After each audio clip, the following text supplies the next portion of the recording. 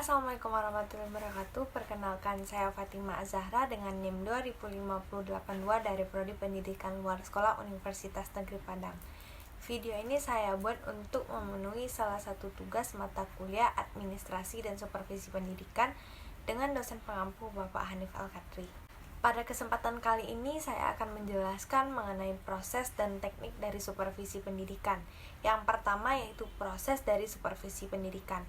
Nah, proses supervisi merupakan rangkaian kegiatan yang dilaksanakan ketika melakukan supervisi. Menurut tim pakar manajemen pendidikan, secara umum proses pelaksanaan supervisi itu dilaksanakan melalui 3 tahap. Yakninya yang pertama adalah perencanaan.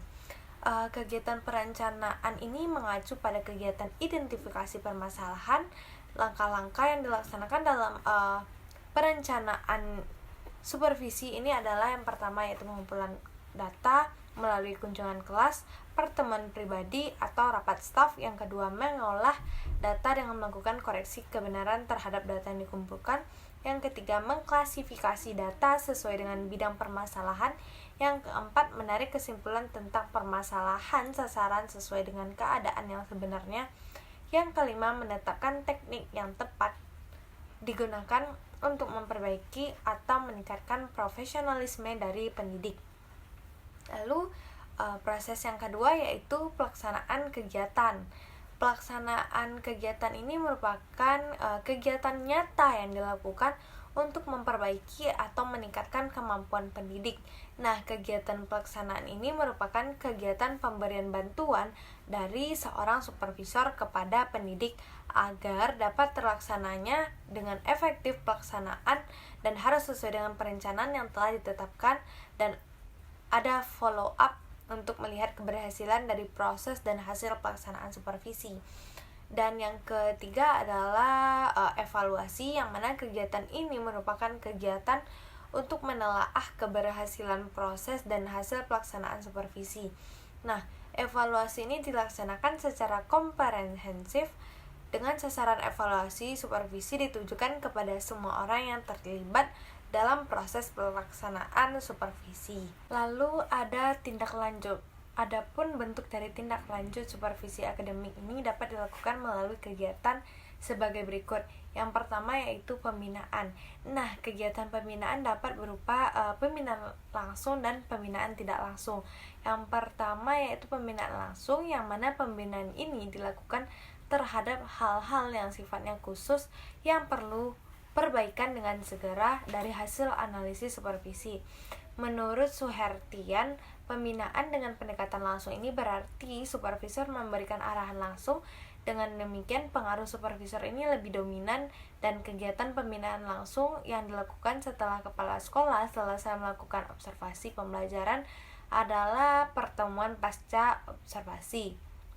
Dan pada pertemuan ini, kepala sekolah memberi balikan untuk membantu mengembangkan perilaku guru dalam melaksanakan proses pembelajaran. Dan pada kegiatan ini, kepala sekolah dapat melakukan 5 langkah pembinaan kemampuan guru, yaitu yang pertama menciptakan hubungan yang harmonis, yang kedua analisis kebutuhan, lalu ada mengembangkan strategi dan media, lalu ada menilai, yang kelima ada merevisi. Lalu yang selanjutnya adalah pembinaan tidak langsung. Nah, pembinaan ini dilakukan terhadap hal-hal yang sifatnya umum yang perlu perbaikan dan perhatian setelah memperoleh hasil analisis supervisi. Dan Suhertian menyatakan bahwa perilaku supervisor dalam pendekatan tidak langsung ini adalah mendengarkan, memberi penguatan, menjelaskan, menyajikan, dan memecahkan masalah. Lalu ada beberapa jenis komponen yang dapat dipilih oleh kepala sekolah dalam membina guru untuk meningkatkan proses pembelajaran. Adalah yang pertama itu menggunakan buku pedoman atau petunjuk bagi guru dan bahan pembantu guru lainnya secara efektif. Yang kedua yaitu menggunakan buku teks secara efektif. Yang ketiga, menggunakan praktek pembelajaran yang efektif yang dapat mereka pelajari selama bimbingan teknis profesional atau in-service training. Dan yang keempat, mengembangkan teknik pembelajaran yang telah mereka miliki. Yang kelima, menggunakan metodologi yang luas atau fleksibel. Yang keenam, merespon kebutuhan dan kemampuan individu peserta didik. Yang ketujuh, menggunakan lingkungan sekitar sebagai alat bantu pembelajaran. Yang kedelapan, mengelompokkan peserta didik secara lebih efektif.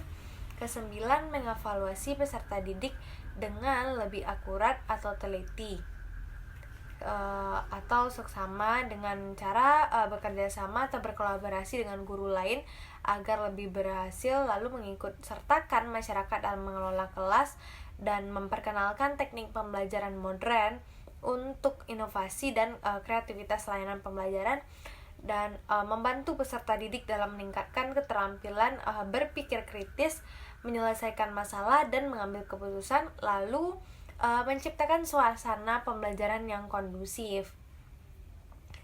Nah, Peraturan Menteri Pendidikan Nasional Nomor 41 Tahun 2007 mengatur bahwa pengawasan proses pembelajaran yang meliputi pemantauan dan supervisi, hal-hal tersebut telah dicantumkan pada program tindak lanjut. Yang pertama, program tindak lanjut ini hasil supervisi akademik agar pelaksanaan tindak lanjut supervisi akademik ini dapat berlangsung secara efektif dan perlu membuat program rencana tindak lanjut.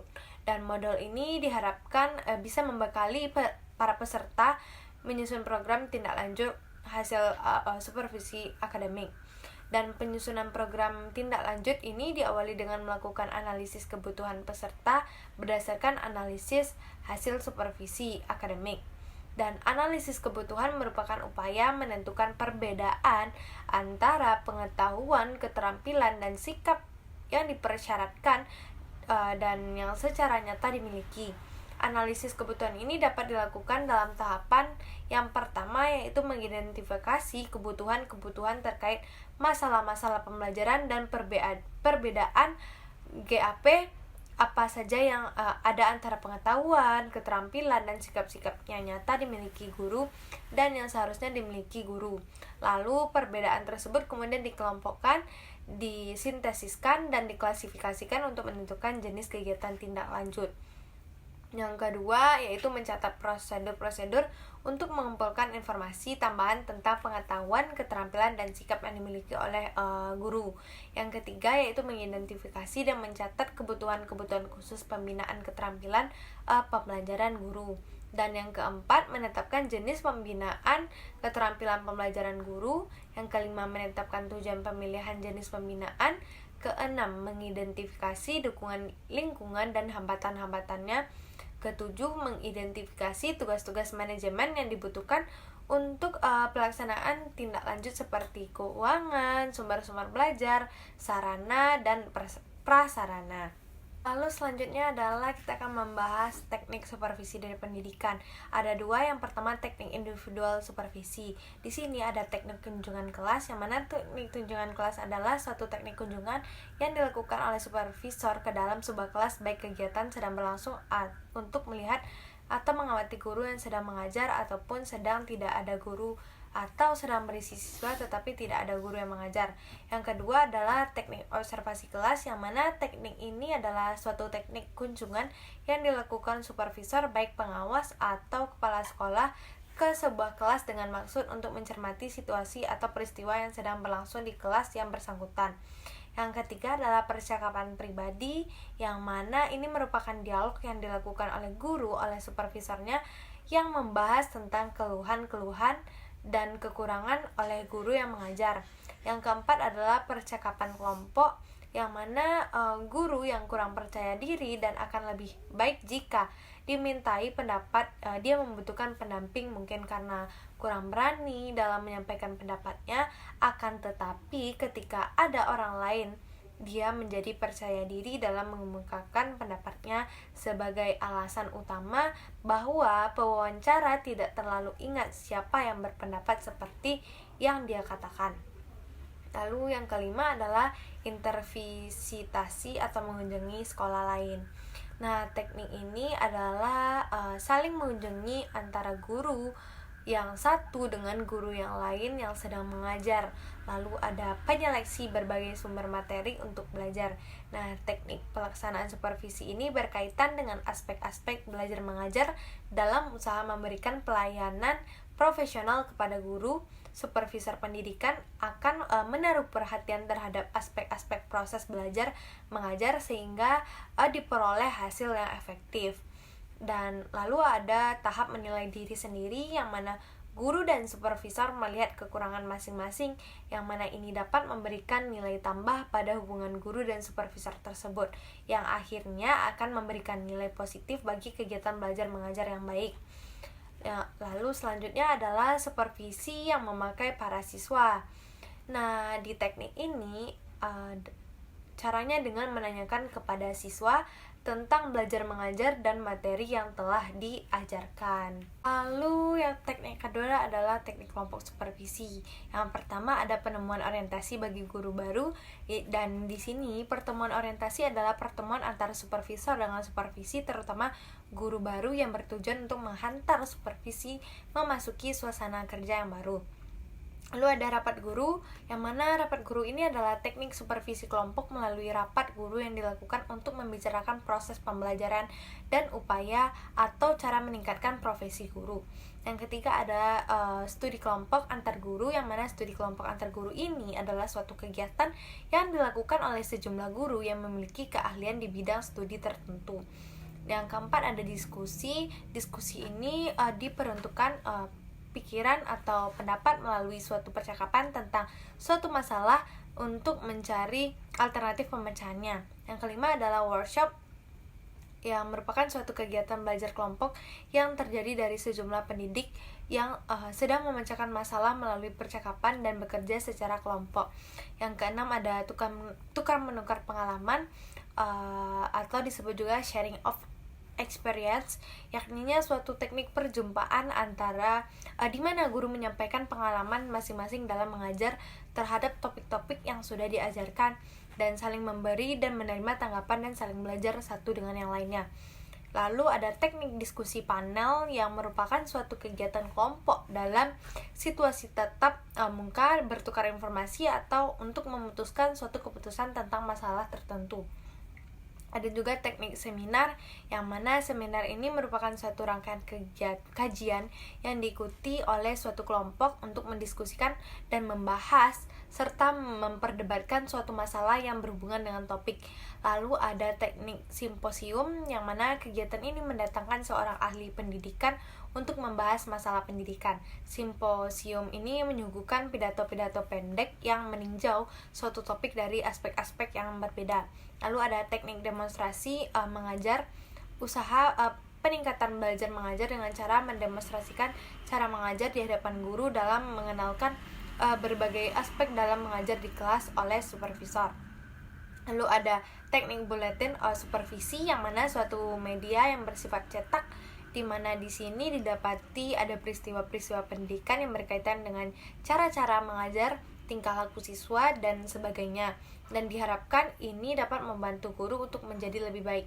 Lalu ada organisasi profesi, yang mana organisasi guru Indonesia adalah PGRI, sedangkan dosen mempunyai organisasi sendiri yaitu ADI, Asosiasi Dosen Indonesia. Nah, PGRI ini adalah lembaga profesi yang melindungi guru secara lembaga dalam segala sesuatu yang akan merusak citra guru baik dari dalam ataupun dari luar anggotanya, dan sekaligus memperjuangkan hak dan kewajibannya secara hukum kepada semua pihak yang langsung dan tidak langsung dengan si guru. Mungkin hanya itu yang dapat saya sampaikan. Mohon maaf apabila terdapat kesalahan. Assalamualaikum warahmatullahi wabarakatuh.